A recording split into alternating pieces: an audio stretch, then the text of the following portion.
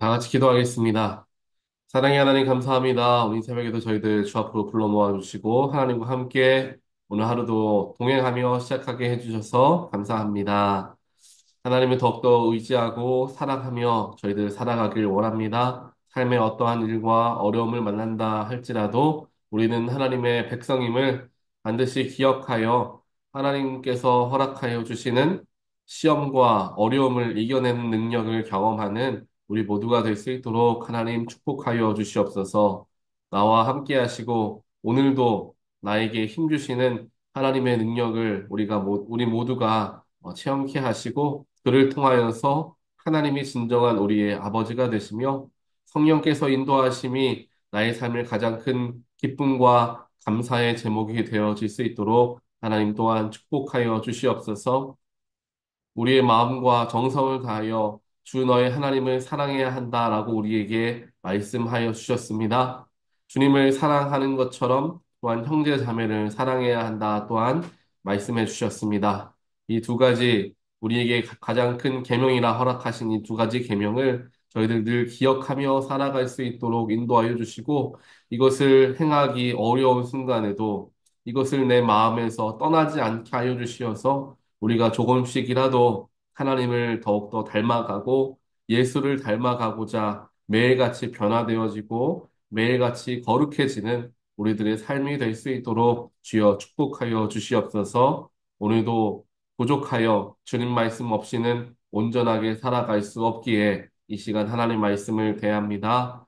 이 말씀을 통하여서 우리의 삶의 여러 가지 질문에 대한 답을 얻게 하시고 그로 인하여서 나의 삶에 진정으로 나아가야 할 길을 발견해 나아가는 우리가 되게 하여 주시옵소서. 이 모든 말씀 예수 그리스도 이름으로 간절히 기도합니다. 아멘. 하나님 말씀 함께 보겠습니다.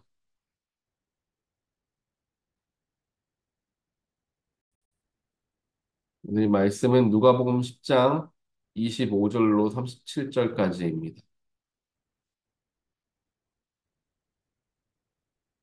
어떤 율법 교사가 일어나서 예수를 시험하여 말하였다. 선생님, 내가 무엇을 해야 영생을 얻습니까? 예수께서 그에게 말씀하셨다. 율법에 무엇이라고 기록하였으며 너는 그것을 어떻게 읽고 있느냐? 그가 대답하였다. 내 마음을 다하고 내 목숨을 다하고 내 힘을 다하고 내 뜻을 다하여 주 너의 하나님을 사랑하여라 하였고 또 내 이웃을 내 몸과 같이 사랑하여라 하였습니다. 예수께서 그에게 말씀하셨다. 내 답이 옳다. 그대로 행하여라. 그리하면 살 것이다. 그런데 그 율법교사는 자기를 옳게 보이고 싶어서 예수께 말하였다. 그러면 내 이웃이 누구입니까? 예수께서 대답하셨다. 어떤 사람이 예루살렘에서 여리고로 내려가다가 강도들을 만났다. 그들이 그 옷을 벗기고 때려서 거의 죽게 된 채로 내버려 두고 갔다.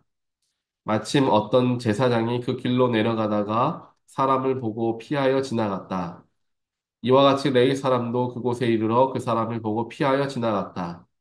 그러나 어떤 사마리아 사람은 길을 가다가 그 사람이 있는 곳에 이르러 그를 보고 측은한 마음이 들어서 가까이 가서 그 상처에 올리브 기름과 포도주를 붓고 쌓아맨 다음에 자기 짐승에 태워서 여관으로 데리고 가서 돌보아 주었다.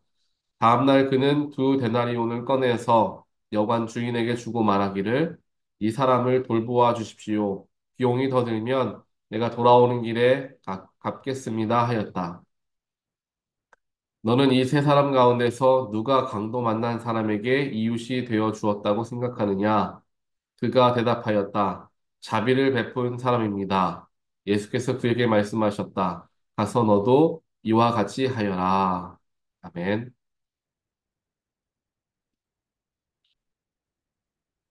오늘 우리가 보는 누가복음 10장 말씀에서는 율법 교사가 예수님께 질문하고 예수님이 그 질문에 대한 답을 하는 장면이 기록되어 있습니다.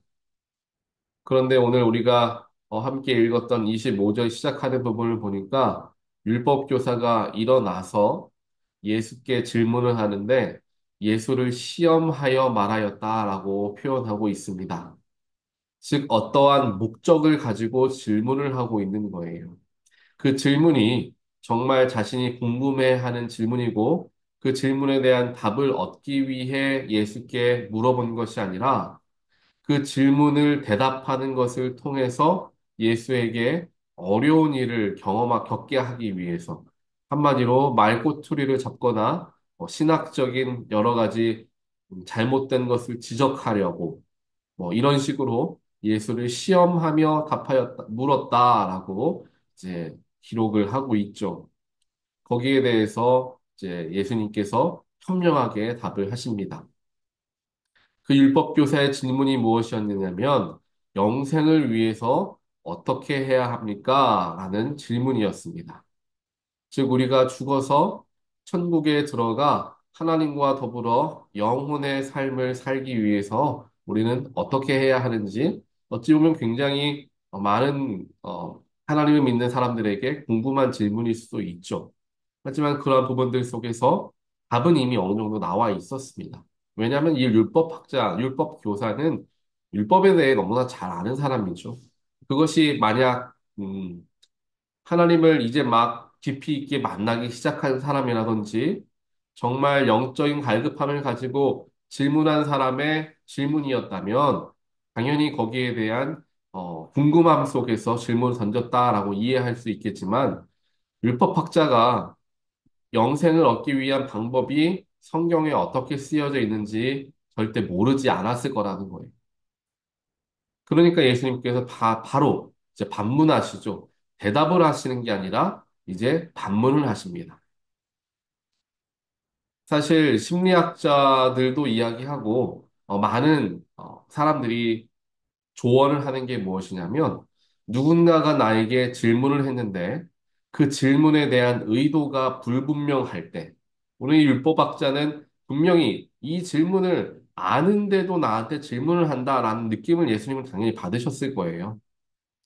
제가 여러분들에게 만약에 한 1대1로 여러분들 만나서 성경에 어디에 보면 어떤 말이 써 있는지 혹시 아십니까? 라고 물어본다면 제가 정말 그게 몰라서 물어보는 걸까요? 아니면은 아시는지 확인해 보려고 물어볼까요?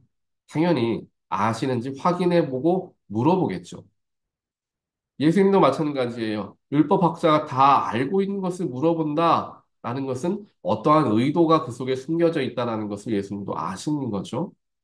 그래서 이렇게 의도를 알 수 없는 혹은 의도가 다를 것 같은 질문을 누군가가 나에게 던졌을 때 거기에 대한 질문을 내 생각을 담아서 바로 답을 하기보다는 왜 그런 질문을 하십니까?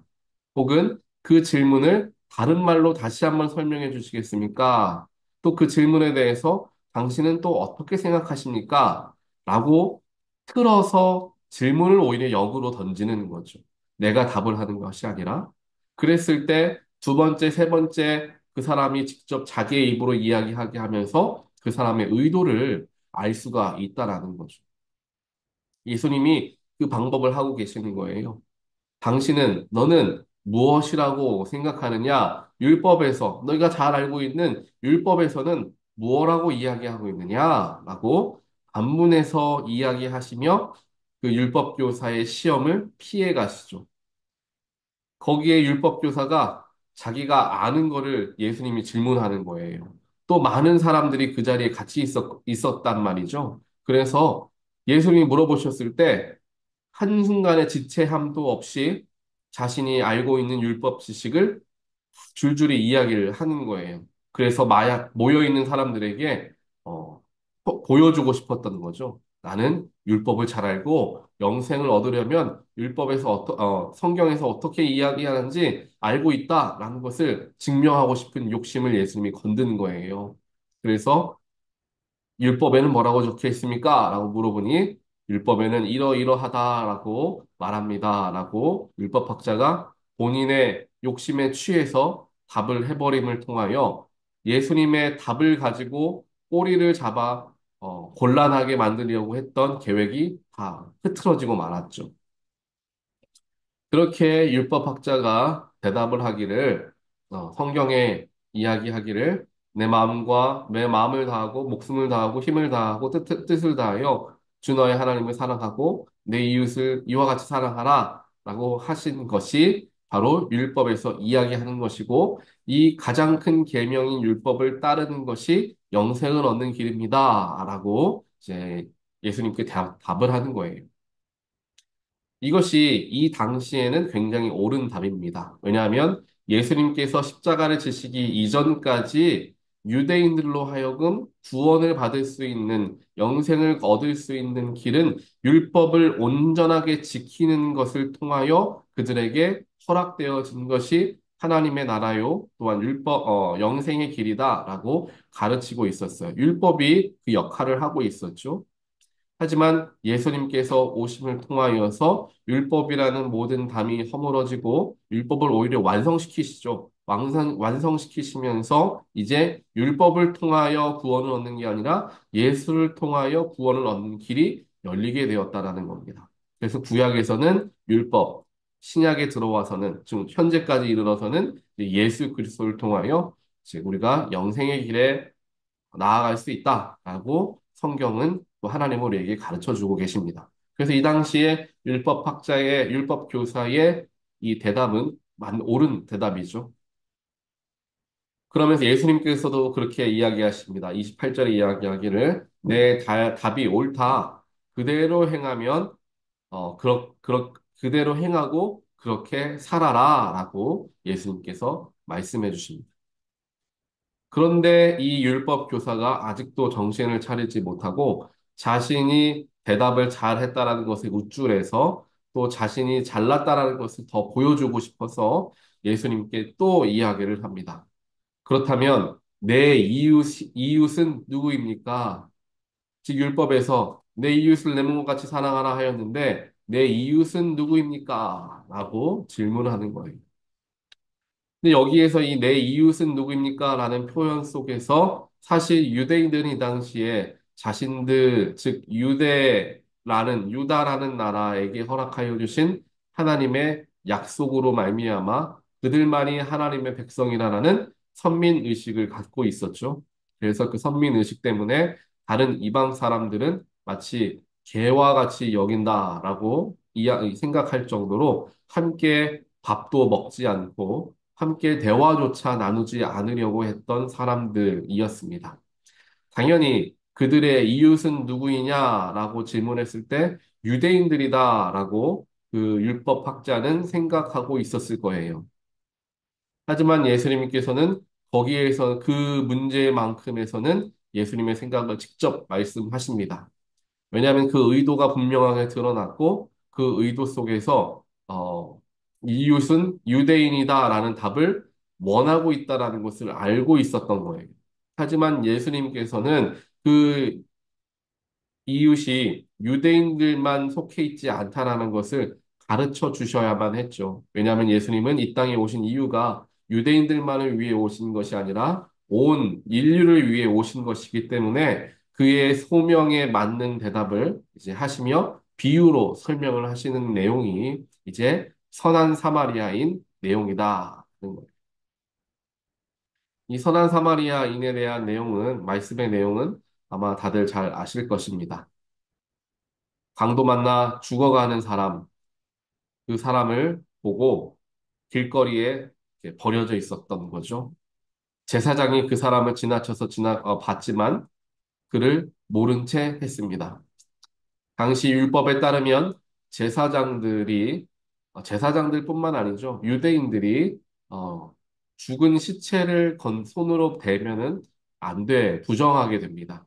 그래서 속죄하는 일들을 오랫동안 해야 되죠. 그래서 그 부정한 일을 범하면 안 되기 때문에 그 사람이 거의 죽어가고 있었기 때문에 죽었는지 안 죽었는지 아직 확인할 수는 없죠. 만약에 죽었다면 부정한 것을 건드렸기 때문에 이제 확인하려고 도와주려고 하다 보면 만지게 되잖아요. 근데 그 죽은 후에는 도와줄 수도 없을 뿐더러 이제 부정한 것을 손에 닿았기 때문에 정결 예식을 해야만 하기 때문에 많은 유대인들이 아마 그를 도와주거나 건들기를 꺼려 했던 것입니다. 제사장들이 그 길을 걸어가다가 그 사람을 보고 피해갔다. 레위 사람도 그 사람을 보고 피해갔다라고 예수님께서는 이제 비유로 말씀을 하시죠.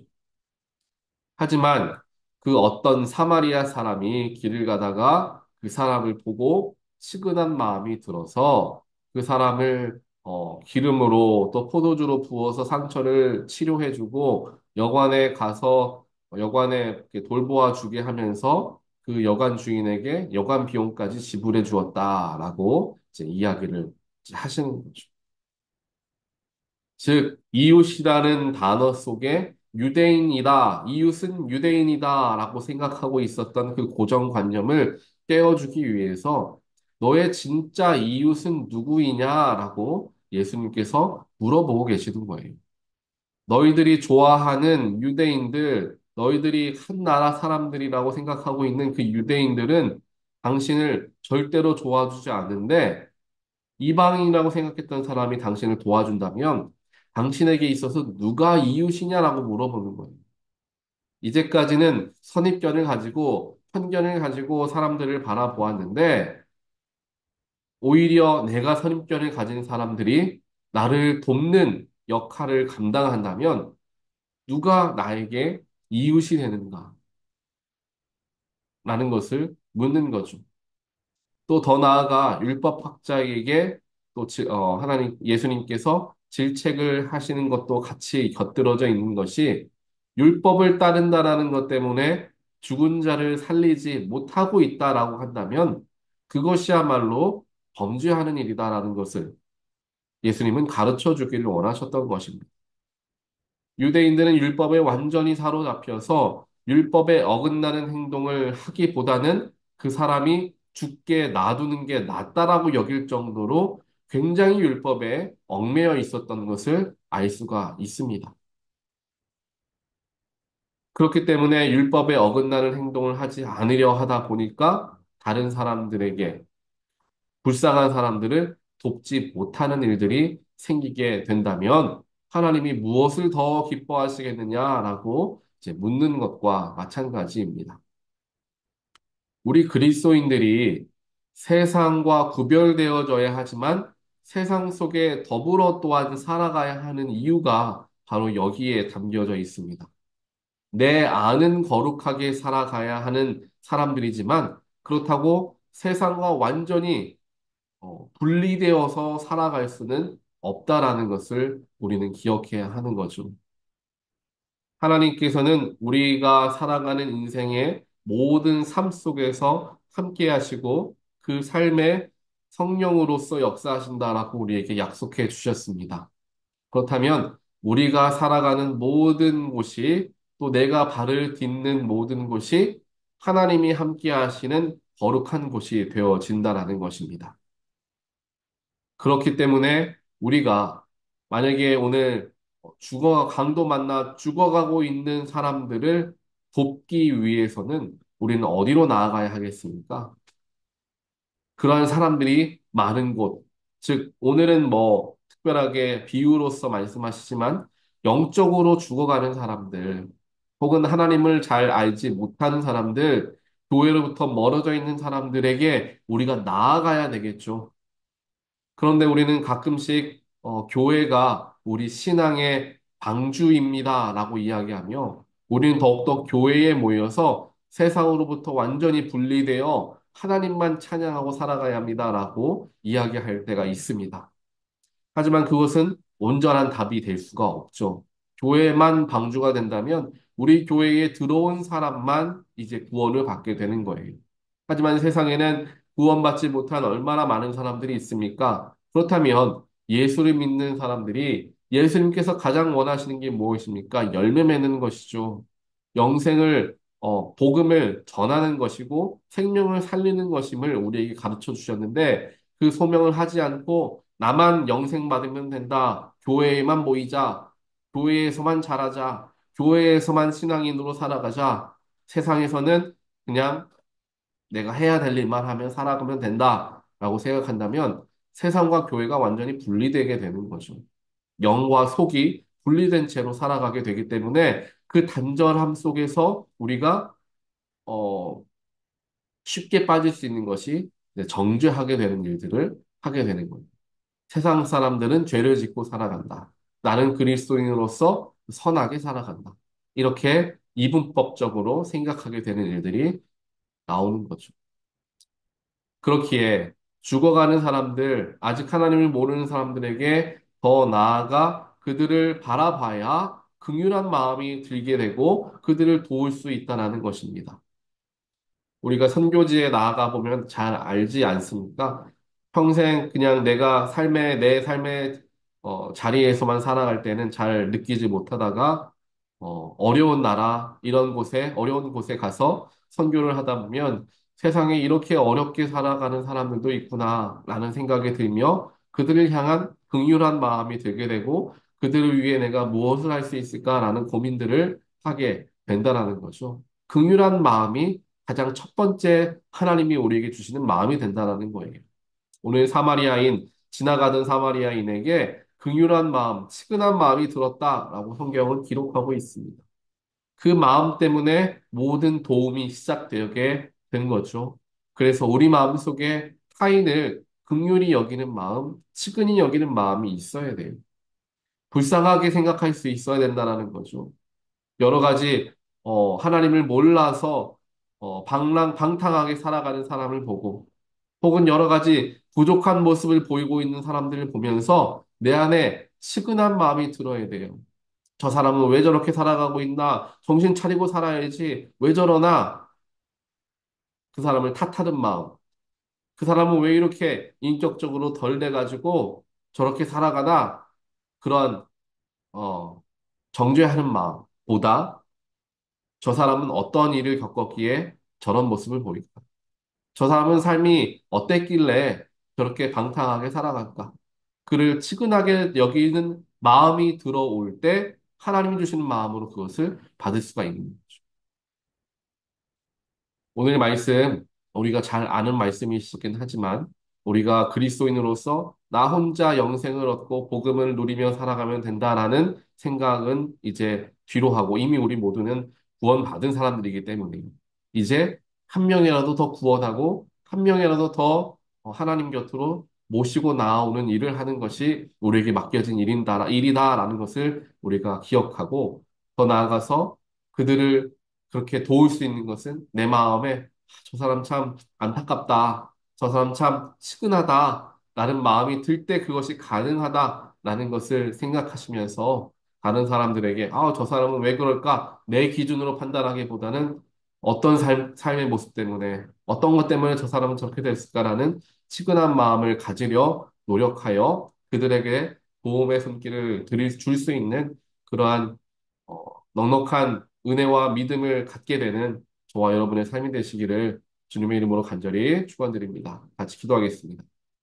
사랑의 하나님 감사합니다. 오늘 말씀을 통하여서 나 혼자 구원받고 끝나는 것이 아니라 내 형제와 내 자매와 내 이웃, 하나님을 모르는 사람들에게 하나님을 가르쳐주고 예수의 복음을 전함을 통하여 그들을 영생의 길로 인도하는 것 또한 우리에게 맡겨진 소명이라는 것을 저희들 다시 한번 깨우치게 하시니 하나님 감사합니다.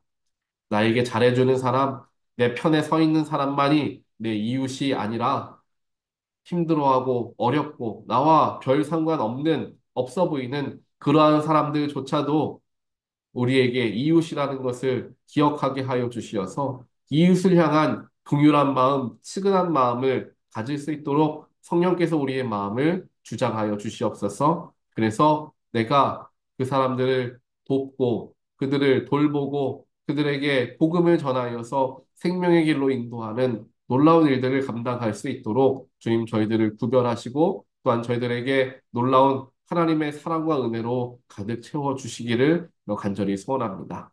오늘 하루도 이러한 마음을 가지고 내 주변을 또 나에게 맡겨진 나의 삶의 자리를 대하길 원하오니 성령께서 늘 동행하여 주시어서 오늘 선한 사마리아인과 같은 놀라운 정말 아름다운 일을 감당할 수 있는 우리 모두가 되게 하여 주시옵소서. 이 모든 말씀 예수 그리스도 이름으로 간절히 기도합니다. 아멘.